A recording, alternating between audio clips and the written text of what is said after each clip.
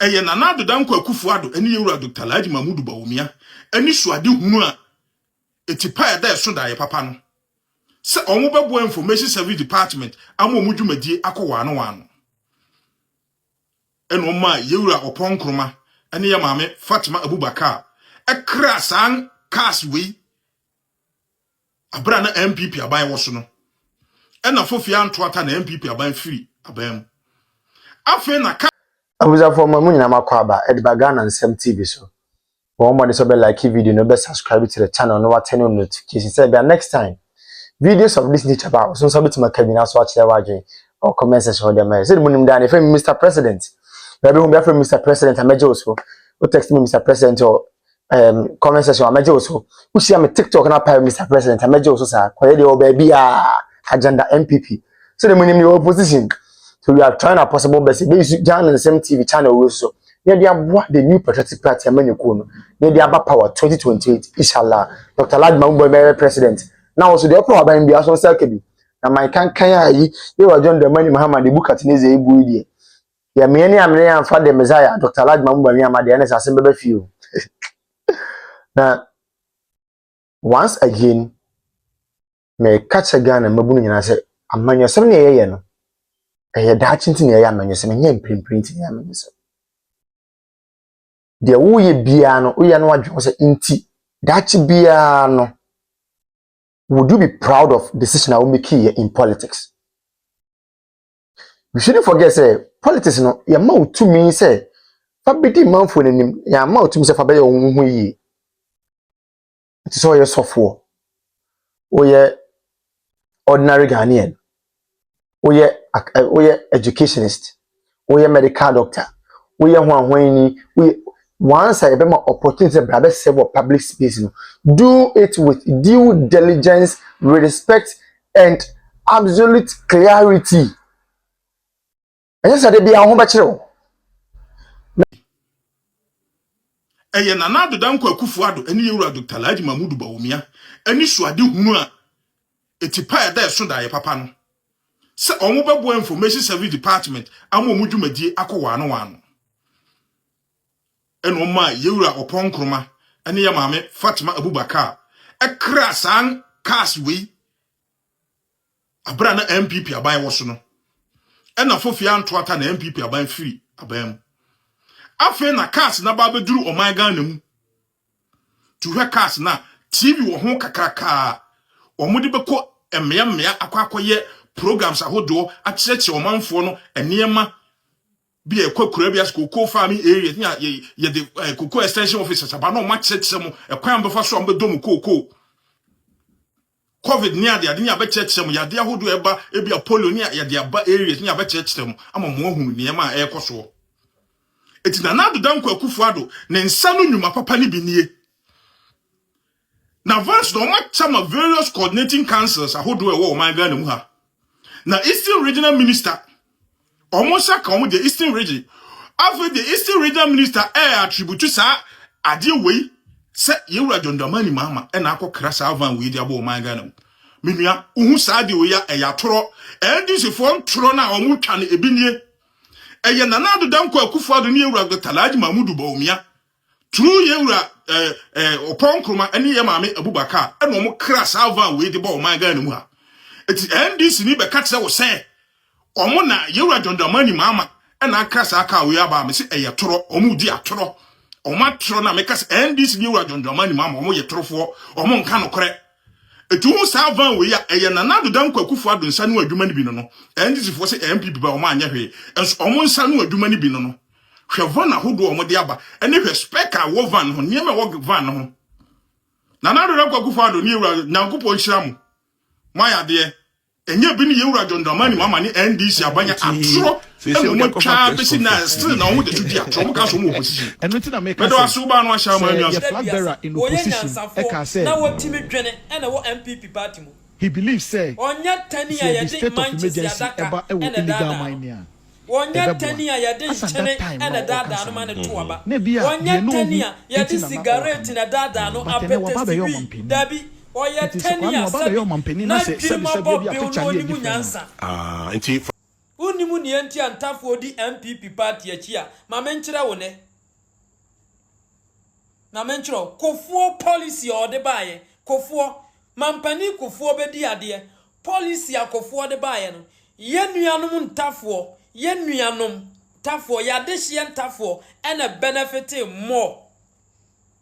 Enti tani bi owo MPP party mi ya tani a me say onimu nyansa na onim abatoɔ so mfasoɔ na open bada achine ne ono ankasa nkanko ena wo MPP party mu omu egu NDC party ni mu no ene won a mode nchene ne manches edada omo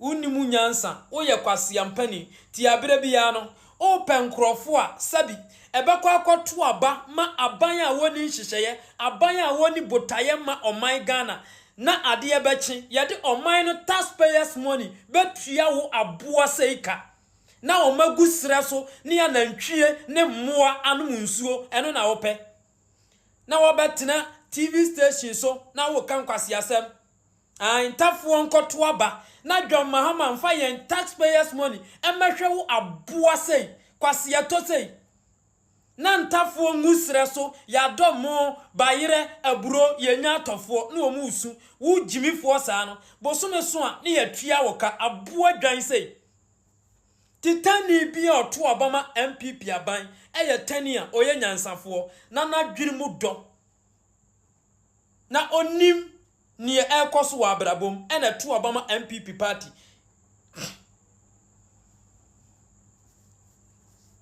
na ya meya se Ghana fo asala ya akoto aba na wenum na edi sabi awiemu amuko gina ya to aba so mfaso san kwasiafo we yen resources e wo man we mu ya de hwa mmoa we num mmoa kwasia to sei jimifo sei babuna S0rry anopa akoto aba se wo pa adwuma wenum ne ya de Ghana sika ebo omo ho bra ena mabunu gufie wona ya adwuma ye ntu omoka koko akuafo a mo S0rry se mo koto aba we na mo koto aba ma omo kwasiafo we mu na mo koto aba Ghana yen sika we mu ne yedi tu omoka koko akuani ahye nguro mado ne mo y0u abepem ne yen tua ne ka kwasia we ne yedi Ghana sika tua ne ka. Thank you to the proper thank you to of President Mahama. Proper thank you to President Mahama as President flag bearer. What cannot be said because we can say it. A proper thank you of President Mahama. Not the curtain raiser one. Not the curtain raiser one. Say y0u edun ketia etoto emane eye haruna idrusu ene the other guy y0u muntaka no na mo so etoto ede ma y0u eye edun ketia me mediki aka say NDC for eja eda NDC party ni mo no say ya de say mudi moni ehunu anka samre Ghana for mu nyina mate ase say NDC party no agu na ensem a ekoso we nyina anya nsem bia say enche na NDC omo ba beto eye aba akwakoyi nipa obedi omanim ede omako 2028 yen NPP for the year no matter nipa NDC for edenebeba no Dr. Bawmiah ebe BT say nipa no na eno na enem so ama NDC party no say ukoduru mu a ye wode S0rry ketia faction ye wode Haruna faction ye wode Ato Force faction ye wode Vice President faction enam so ama division bebre apa party nim na NDC national chairman S0rry ketia o say ono anagina mu ema ye Haruna Idrusu eni muntaka free parliamentary leadership because at that time no ono netina ase do won so dey coach omo ho den eno ma the president John Dramani Mahama ye den elutu omo edi omo free one edi new faces ye den e baaye eno ne nam so ama samre ya ka say y0u Haruna Idrusu ene eye S0rry ketia omo ntem no aye gidigidi aye den e wo ho no batasema ye ka kire NDC party ni nyina ne say Ghana for they are fed up, they are tired with the NDC because mo promise Ghana for some mo 24-hour economy and a 24-hour economy in war. Mo promise necessary or mo automatic nursing posting and anyone yentimin teachers ka yentimin koko foka y0u kuni atu forcing or mo ko jira one mo ka say y0u kufu wa koko for no and ntia be ya kono mo nkwaje o mo nsesa ebesi samre momo ba ye matimi atukoko sika so o mu sika so ese de mo ma yintimi mfa mom enu nti sese ukopia NDC party mu dia ejakase pa na eda NDC party nim asema ye ka che NDC grassroots nyina ne se empanyimfo da mu eko e wo soro honom na mo amwo fom no ede na mo beye monso na munya bi diye monso na mabre monso na ya bomo monso na makwatena pick up to akoye y0u eyeza ebesi samre mo frem panyimfo ye kro mo mfa enu na kira say o serve panimu anase o serve a political party a na wahwe ye enye political party bia na ye serve no especially political party bi to say NDC obunya party omobo omodine Ghana for ho obunya party omobo omodine amomanfo ho ene NDC grassroots bi esu na say na entokwa na start say eba no de ene mo be su ache papa as ye coming now as of 2025 726 in fact around this time 800 billion Ghana cedis na this year they can hold any ye kwa ahe na minister na juma ya me yen no me Regr3t no me margin is amount for management and I'm very happy with them. 14 companies 2021 in a bid year. I knew about the bid. Okay. But I mean a bid. Yeah, second time 2020 manji post.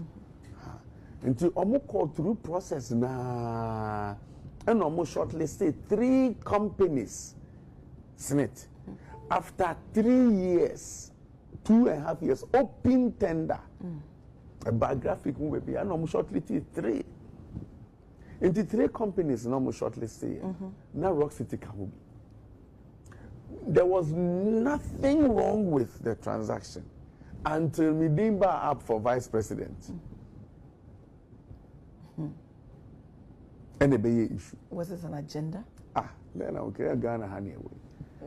Doctor, who can say Ghana honey? Who understand you? Was this an agenda? From 2021, there was nothing wrong with the Smith go through processes now from 14 companies, almost only so about 3 open. Probably be anyhow. Me be minister April 2023. Almost started at the end of 2021.